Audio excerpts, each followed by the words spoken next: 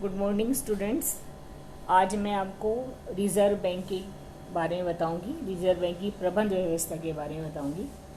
Reserve bank केंद्रीय bank है। Last class में आपको बताया था कि केंद्रीय बैंक क्या होता है और केंद्रीय बैंक के कार्य क्या होते हैं। तो केंद्रीय बैंक, जैसे मैंने आपको बताया था, देश का सर्वोच्च बैंक होता है।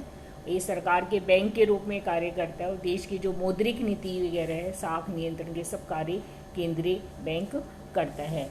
केंद्रीय बैंक जो होता है सर्वोच्च बैंक होता है। भारत में केंद्रीय बैंक जो है वो रिजर्व बैंक ऑफ इंडिया है। रिजर्व बैंक ऑफ इंडिया की स्थापना, आरबीआई की स्थापना 1 अप्रैल 1935 को की गई थी।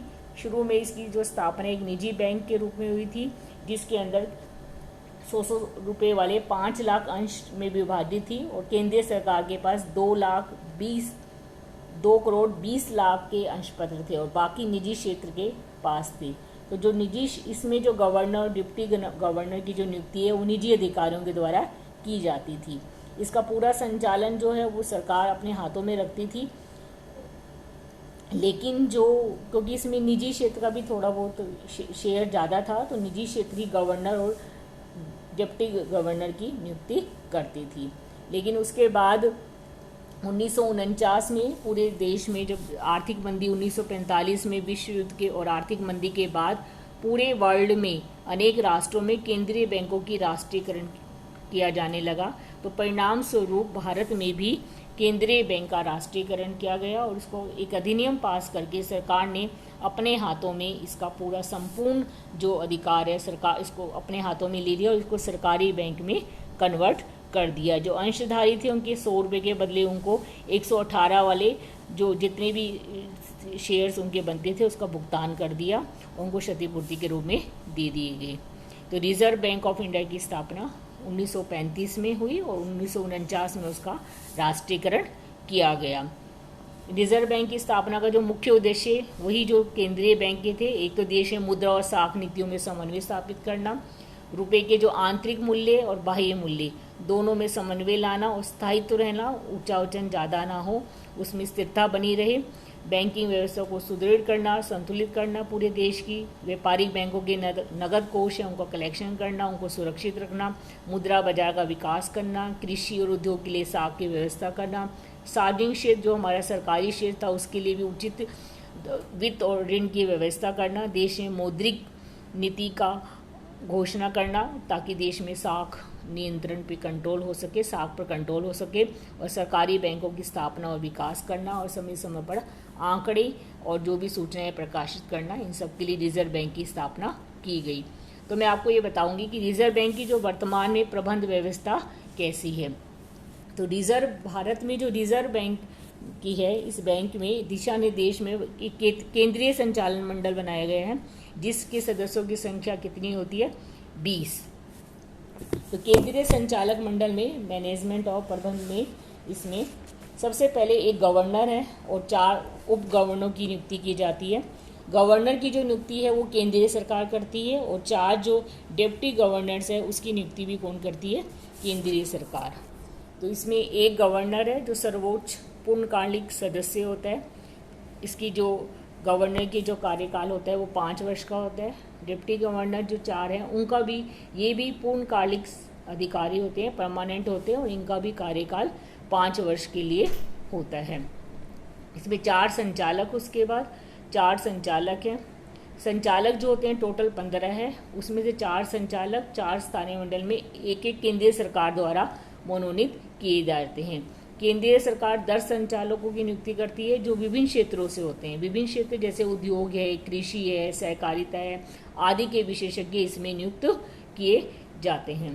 तो 10 भारत सरकार द्वारा मनोनीत हो गए, 4 इसमें स्थानीय मंडलों द्वारा मनोनीत हो जाते हैं और 1 भारत सरकार द्वारा मनोनीत होते हैं। तो टोटल कितने? 15। एक गवर्नर हो गया, 4 डिप्टी गवर्नर 15 और 5 संचालक जो हो गए, टोटल कितने हो गए? 20। ठीक है। तो ये हमारी जो मेन कार्यकारिणी केंद्रीय संचालक मंडल होता है, जो इसमें 20 सदस्यों को हम नियुक्ति की जाती है।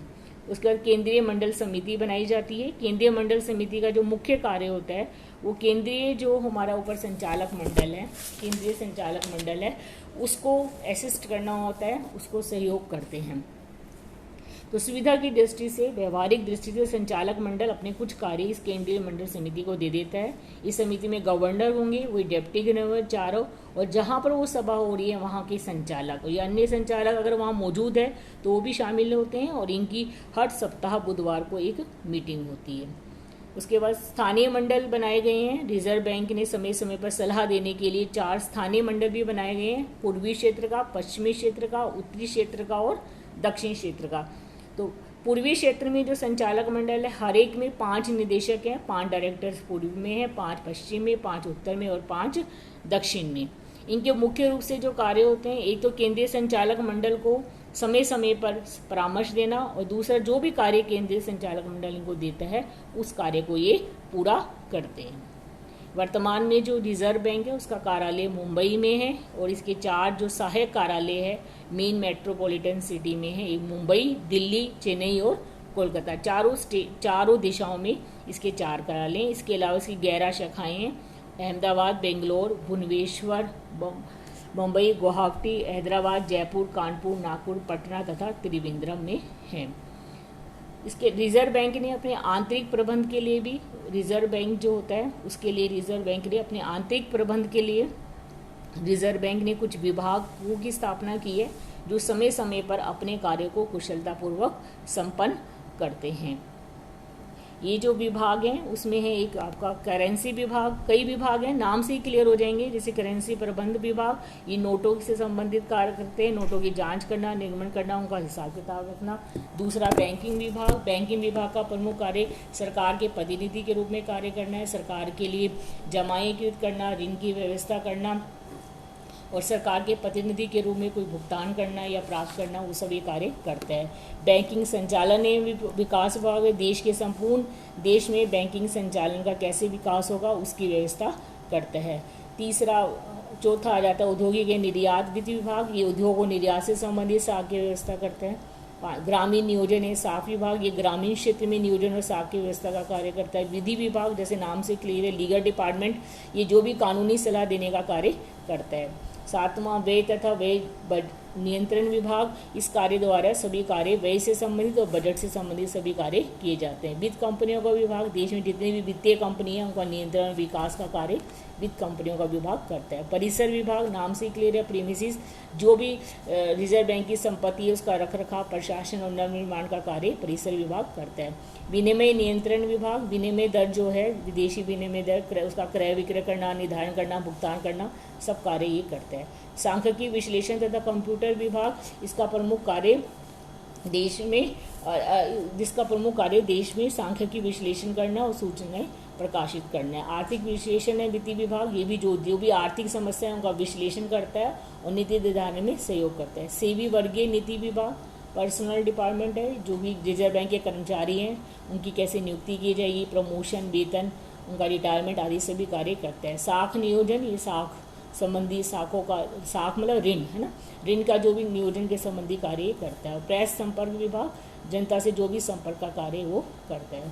तो इस प्रकार हमारे देश में रिजर्व बैंक का आंतरिक प्रबंध और संगठन किया गया है। ठीक है, इसमें 20 जो हैं 20 इसमें 20 सदस्य इसके संचालक मंडल में, जैसे मैंने आपको बताया 20 सदस्य होते हैं, उसमें बता ही दिया आपको, एक गवर्नर और 4 डिप्टी गवर्नर, इसके अलावा 15 संचालक, और हर क्षेत्र एरिया वाइज इसमें स्थानीय मंडल बनाए गए हैं जिसमें 5-5 निदेशक होते हैं, और आंतरिक इंटरनल मैनेजमेंट के लिए विभाग बनाए गए हैं।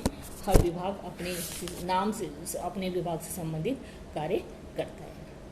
ठीक है, नेक्स्ट क्लास में मैं आपको बताऊंगी कि रिजर्व बैंक के क्या प्रमुख कार्य हैं, वही कार्य हैं जो केंद्रीय बैंक करता है और किस प्रकार ये साख को नियंत्रित करता है। Thank you.